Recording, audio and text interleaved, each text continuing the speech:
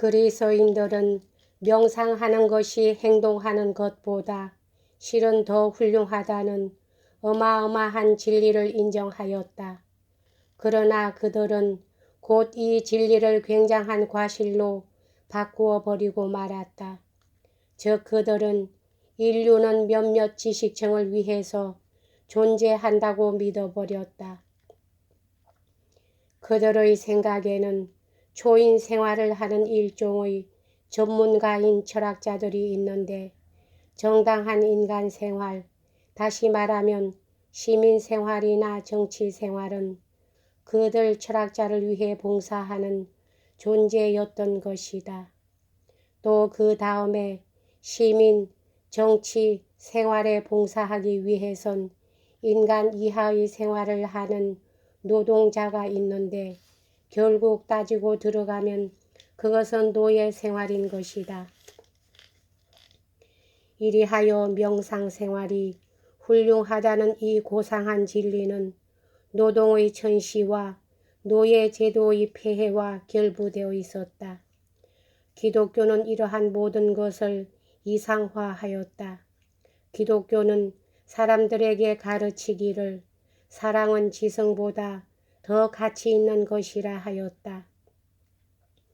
기독교는 명상이라는 개념을 변형시켜 이제는 지성에서 그치는 것이 아니라 명상의 대상인 하느님의 사랑 안으로 깊어간다고 했다. 기독교는 이웃에 봉사한다는 것으로 인간의 의미를 행동적으로 회복시켰고 이른바 자연적 속죄의 진가를 노동에서 들추어내어 심지어는 사랑의 교제라는 자연적인 원형을 들추어내어서 노동의 가치를 회복시켰던 것이다. 기독교는 몇몇 전문가나 특권 계급이 아니고 한결같이 노동의 관습에 의하여 한데 어울려 있는 모든 사람에게 성자의 명상과 완성된 인격을 일으키게 한다. 인간은 공작인인 동시에 이성인이다. 그리고 인간은 참되게 또 실제로 이성인이 되기 전에 또 이성인이 되기 위하여 공작인이라는 것을 알아야 한다. 이와 같은 방법으로 기독교는 명상생활을 우월하다고 보는 그리스도인들의 생각을 그것이 더럽혀졌던 과실에서 변형시키고 해방시켜서 그 관점을 구해내기는 했다. 이 성자의 명상은 사람에게는 다같이 존재하고 있는 특히 인도와 그리스의 현자들이 증언하는 바의 명상에 대한 자연적인 희구를 더할 나위 없이 온전케 한다. 신성한 것에 대한 지식이 효과 있게 열매 맺게 되는 것은 사랑을 통해서이다.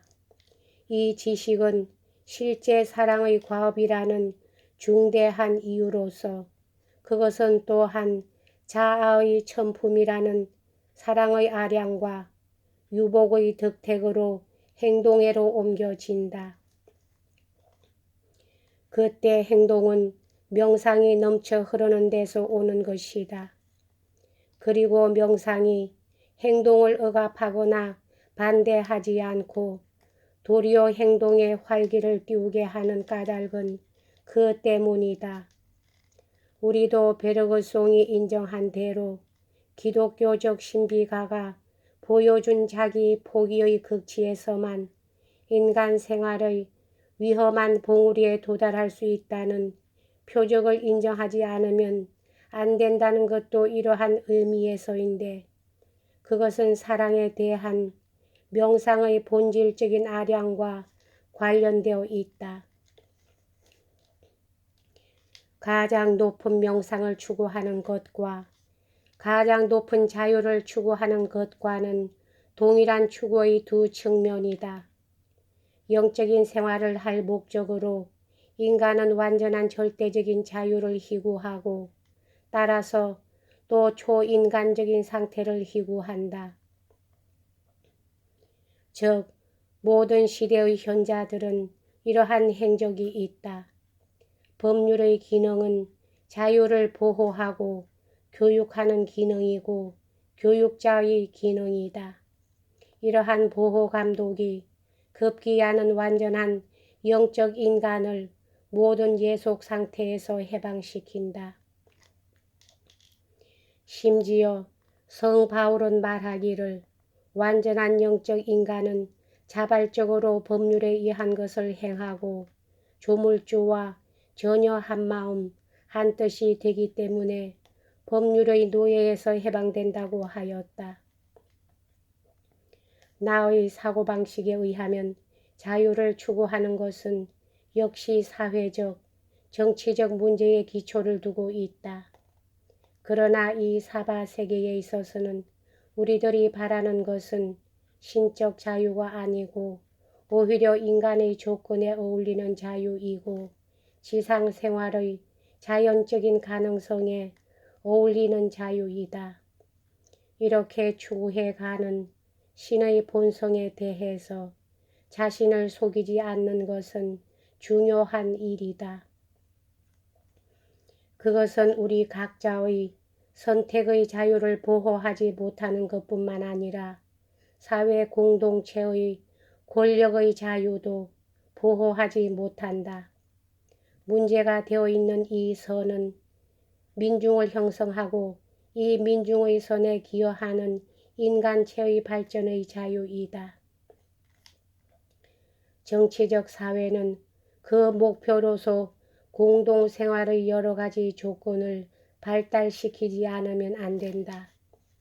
이 공동생활의 조건들은 우선 전체의 모든 선과 평화를 확보하는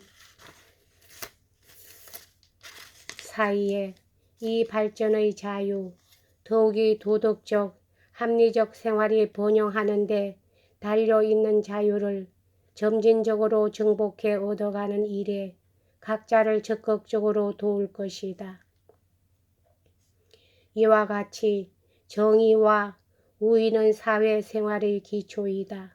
다시 말하면 사회는 사회 공익의 일부를 이루고 있는 모든 물질적인 유익과 기술적인 진보와 권력의 기구를 참되게 인간 공익에 종속시키지 않으면 안 된다.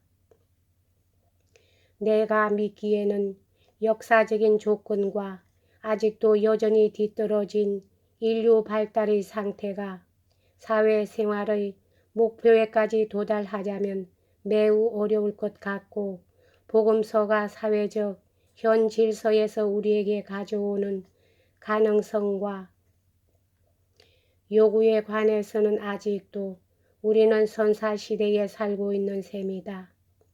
스탈린이나 히틀러를 숭배하는 대중의 정신상태라든가 그 대중이 악마적인 것이라고 판단하는 어떤 집단, 특히 의심할 여지 없이 하느님의 선량인 유태인과 같은 집단을 절멸시키려고 꿈꾸는 것을 보아도 아는 바와 같이 인간의 집단성은 병적으로 되기 쉬운 이와 같은 야수성의 짐을 지고 있기 때문에 인격적 생활이 대중 가운데서 바라는 대로 넉넉하게 충족해지려면 아직도 몇 세기 걸릴 것이다.